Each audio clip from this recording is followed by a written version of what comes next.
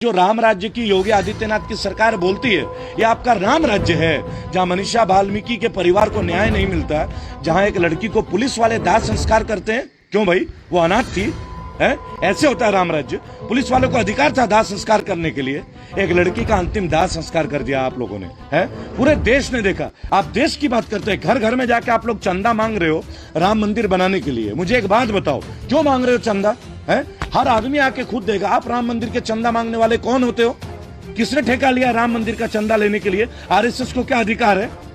हर हिंदू अपने आप में दान देगा। मैंने भी दान दिया और आगे भी दान देता रहूं। सब काम इस 7 साल में हुए हैं। मैं बताऊं इस 7 साल में क्या हुआ है? कपड़े फट गए लोगों के, मजदूर सड़कों में भटके हैं, मजदूर भूखे मरे हैं, लोग अस्पतालों के बाहर मरे हैं, लोग हिंदू धर्म के लोग जो अपने अंतिम दाह संस्कार में जलाते थे शवों को, उन्होंने मिट्टी में गाड़ा है, शहादत दी है। बराबर, आप मोदी जी ने शहादत दी है क्या? है स्टेडियम मोदी जी का नाम कर देते हो। मोदी जी क्रिकेट खेल के वर्ल्ड कप लेके आ गए हमारे लिए, है हॉकी में गोल्ड मेडल लेके आ गए, तीरंदाजी में गोल्ड मेडल खा के आ गए, हैं?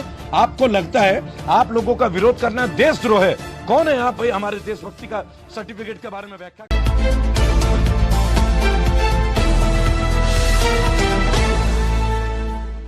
दोस्तों, मुझे एक सवाल आपसे पूछना है कि राजीव गांधी हम सब के प्रधानमंत्री थे, ठीक उसी तरह दोस्तों जिस तरह नरेंद्र मोदी जी आज वर्तमान में पूरे देश के प्रधानमंत्री है। इसमें कोई दो राय नहीं है, कोई शक नहीं है। लेकिन मेरा एक सवाल है दोस्तों, आज राजीव गांधी जी हमारे बीच नहीं है, उनकी हत्या हुई थी, निर्मम हत्या हुई थी, निर्मम हत्या, है ना?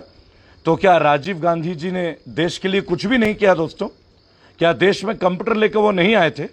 क्या वो देश के पहले प्रधानमंत्री नहीं थे जब वो कहते थे कि 100 रुपए जब मैं भेजता हूं तो 10 रुपए भी जाके लोगों को नहीं मिलता था? लेकिन आज जो प्रधानमंत्री हमारे बीच में नहीं है, क्या कभी भी उन्होंने किसी सरकार की इतनी भर्त्सना की होगी दोस्तों? आज हम लोग अपने दिवंगत प्रधानमंत्री, मैं सवाल पूछ रहा हूं दोस्तों, मुझे आज उत्तर चाहिए होगा। ज्यादा से ज्यादा लोग, मैं चाहूंगा आप लोग हमारे साथ आए। मेरा एक छोटा सा प्रश्न है दोस्तों, हमारे देश की वीर गाथा रही, हमारे देश में बहुत सारे प्रधानमंत्री रहे हैं और आगे भी होंगे, क्योंकि अमर राष्ट्र है हमारा, महान राष्ट्र भारत के हम वंशज हैं। आगे भी हमारी पीढ़ी आएंगे, नए प्रधानमंत्री भी बनेंगे, नए राष्ट्रपति भी बनेंगे। लेकिन मुझे ये बता दीजिए दोस्तों कि हमारे देश में ये क्या सिस्टम है कि अगर कोई पॉलिटिकल बात हो तो जो प्रधानमंत्री आज हमारे बीच नहीं है, क्या उनके लिए हम गंदी बातें करेंगे क्या? मैंने आज सुबह एक पोस्टर डाला जिसमें राजीव गांधी जी को मैंने नमन किया। क्या वो हमारे देश के प्रधानमंत्री नहीं रहे? भाई आज वो हमारे बीच नहीं है, लेकिन क्या वो भारतवर्ष के प्रधानमंत्री नहीं थे? मैं तो मोदी जी को भी उनके जन्मदिन की शुभकामनाएं देता हूं, मैं योगी आदित्यनाथ जी को भी देता हूं, मैं नितिन गडकरी को भी देता हूं दोस्तों।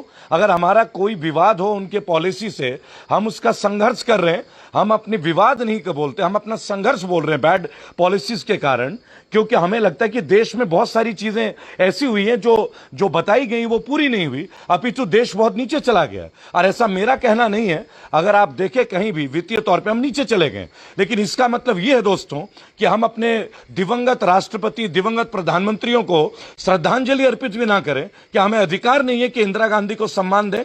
क्या हमें अधिकार नहीं है बाबू राजेंद्र प्रसाद को हम सम्मान दें? क्या हमें अधिकार नहीं है कि हम नेहरू जी को सम्मान दें?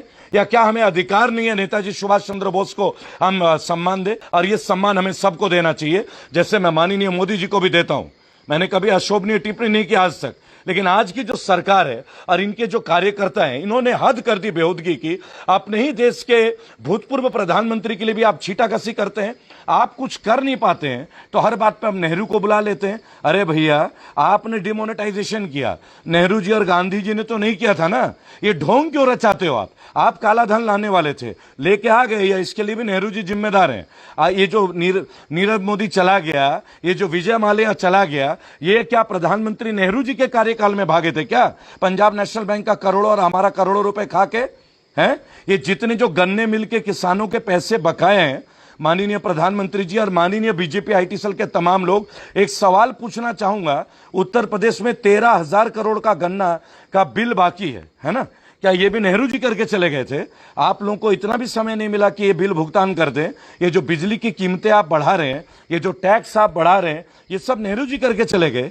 ये सब राहुल गांधी करके चले गए, राजीव गांधी कर गए, राहुल गांधी कर रहे हैं इन चीजों को, केजरीवाल कर रहा है। एक बात बताइए, देश में जो भी गलत है वो विपक्ष कर रहा है। और देश में जो भी अगर कोई गोल्ड मेडल ओलंपिक में लेके आ जाए तो उसका कारण मोदी जी बन जाते हैं। ये आप लोगों का मुद्दा है। इस तरीके से आप देश को गाइड करेंगे।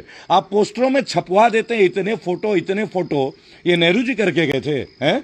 आपने देश में कोई और पार्टी देखा है आज तक जिसका हर चौराहे पे जाके पोस्टर लगाओ? जरा बता दीजिए तो मुझे। हर जगह आप झूठे साबित हो जाएंगे। काम कीजिए, दूसरों की निंदा मत कीजिए। पिछले 7 साल में देश में एक अजीब माहौल आ गया है कि कोई भी अगर विपक्ष होता है तो आप उसे देशद्रोही बोलते हैं। क्या राज्य अभी जो वर्तमान में केंद्र की सरकार है इसका विरोध करना गलत है क्या? एक व्यक्ति लिखते हैं 1984 का दंगा बहुत गलत हुआ था, पाप हुआ था, अक्षम्य अपराध हुआ था, और मैं इसकी कड़ी शब्दों में भर्त्सना करता हूं। लेकिन मैं 1984 में क्या था भाई साहब? क्या उम्र रही होगी मेरी? मैं 1976 में जन्मा हूं, आप समझिएगा। 1984 में मैं 8 साल का लड़का या बच्चा रहा हूंगा। तब आईटी का जमाना था क्या? अरे एक बात बताइए, आपको ये किसने बोल दिया है कि हम केजरीवाल के समर्थक हैं? क्या हम इंटरव्यू ना लें? क्या हम कहीं पे जाके खड़े ना हो? क्या हम बीजेपी वालों का गुणगान करते रहे तो ही हमारी देशभक्ति का सर्टिफिकेट आप लोग बांटेंगे? हैं? कश्मीर से कश्मीरी पंडितों का पलायन हुआ।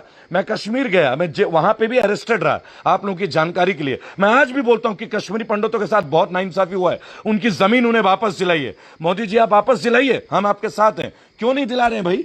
5 अगस्त 2019 को आपने 370 हटाया था। आज 2 साल पूरे हो गए।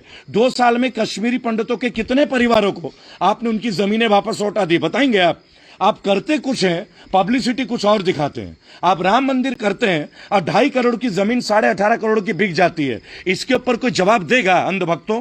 या इसके लिए तुम्हारे मुंह में सेलोटेप लग गया है?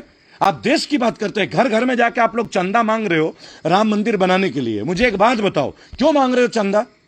हर आदमी आके खुद देगा। आप राम मंदिर के चंदा मांगने वाले कौन होते हो? किसने ठेका लिया राम मंदिर का चंदा लेने के लिए? आरएसएस को क्या अधिकार है? हर हिंदू अपने आप में दान देगा। मैंने भी दान दिया और आगे भी दान देता रहूंगा। इसके लिए आप और आरएसएस कौन है भाई? हिंदू धर्म के ठेकेदार बन गए आप हिंदू धर्म के जानकार हैं। आप हिंदू धर्म के उन लोगों के बारे में बता सकते हैं एक बार भी? आइए तो जरा मंच पे डिबेट करते हैं।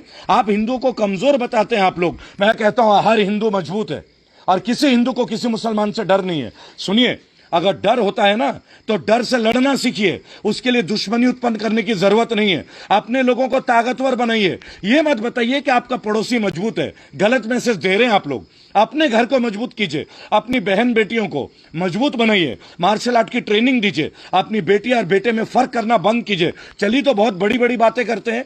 कोई बता सकता है कि हिंदू धर्म में लड़की का लड़के का समानांतर अधिकार है जमीन में? बताएगा कोई मेरे को? आज में बहुत हिंदुओं के ऊपर चर्चा करने लगते हैं आप लोग। कौन सा एक्ट है साहब? बता दीजिए जरा, कौन सा कोर्ट है? कौन से बेटी को आज प्रॉपर्टी में बराबर हिस्सा मिलता है? बताएंगे आप मुझे एक बार? मैं देश के कोने कोने का उदाहरण दे दूंगा। आप किस नतीजे की बात करते हैं? देश का किस हिस्से में आज भी लड़का लड़की को बराबर माना जाता है? ऐसा होता है ना तो पूरी प्रॉपर्टी लड़का लड़की के नाम पे बराबर कर दो। आप हिंदुत्व की बात करते हैं। देश के एक प्रधानमंत्री का जन्मदिन है जिनका हत्या हुआ, निशंस हत्या हुआ, जिनके शरीर के चीथड़े उड़ गए। आप लोगों को शर्म नहीं आती? आईटी सेल के लोग हैं आप लोग जैसे खाकी के कपड़े पहन के आप बात करेंगे, आपकी टीम के लोग बात करेंगे। उस आदमी ने शहादत दी है, इस बात को आपको भूलना नहीं चाहिए। उस परिवार ने भी शहादत दी है बराबर। आप मोदी जी ने शहादत दी है क्या? स्टेडियम मोदी जी का नाम कर देते हो। मोदी जी क्रिकेट खेल के वर्ल्ड कप लेके आ गए हमारे लिए। हॉकी में गोल्ड मेडल लेके आ गए, तीरंदाजी में गोल्ड मेडल खा के आ गए। आपको लगता है आप लोगों का विरोध करना देशद्रोह है? कौन है आप भाई हमारे देशभक्ति का सर्टिफिकेट के बारे में व्याख्या करने के लिए? जब से आए हो हिंदू मुसलमान के अलावा कुछ भी नहीं है। बता दो, आज जो तुम कंप्यूटर पढ़ते हो इसे लाने वाले मोदी जी थे क्या? राजीव गांधी नहीं थे? इतिहास नहीं पढ़े आप लोग? देश में पहला कंप्यूटर कब आया था? टेलीफोन का कल्चर इंडिया में कब आया था? जरा बता दीजिए तो। सब काम इस 7 साल में हुए हैं। मैं बताऊं इस 7 साल में क्या हुआ है? कपड़े फट गए लोगों के, मजदूर सड़कों में भटके हैं, मजदूर भूखे मरे हैं, लोग अस्पतालों के बाहर मरे हैं। लोग हिंदू धर्म के लोग जो अपने अंतिम दाह संस्कार में जलाते थे शवों को, उन्होंने मिट्टी में गाड़ा है ना? आप भूल मत जाइएगा और ना देश भूलेगा। इसलिए ज्यादा ललकारिए मत। हर भारतीय को ललकारना छोड़ दीजिए और हमें डराने की कोशिश मत कीजिएगा। एक बात और बता दूं, भारतीय जाग गया है। हर भारतीय अब जागने लगा है। ज्यादा ना हमारे नसों में उंगली मत कीजिए। एक बात क्लियर आप लोगों को बोल रहा हूं, आप ज्यादा उंगली करोगे ना उंगली वाले हाथ भी नहीं बचेंगे आप लोगों के। वैसे भी मैं आपको एक बात बता देता हूं, गए थे ना बंगाल में, गुजरात मॉडल बार बार जाके चिल्लाते हो यार, गुजरात मॉडल। जो राम राज्य की योगी आदित्यनाथ की सरकार बोलती है, ये आपका राम राज्य है, जहां मनीषा वाल्मीकि के परिवार को न्याय नहीं मिलता, जहां एक लड़की को पुलिस वाले दाह संस्कार करते हैं। क्यों भाई, वो अनाथ थी है? ऐसे होता है राम राज्य। पुलिस वालों को अधिकार था दाह संस्कार करने के लिए, एक लड़की का अंतिम दाह संस्कार कर दिया आप लोगों ने, है? पूरे देश ने देखा। आपको लगता है उत्तर प्रदेश भूल जाएगा? आपको लगता है किसानों के साथ जो मारपीट हुई है, आप जो लठ बजाए, बहुत सारे लोगों ने बोला, अंध भक्तों ने, योगी जी तुम लठ बजाओ हम तुम्हारे साथ हैं, है ना?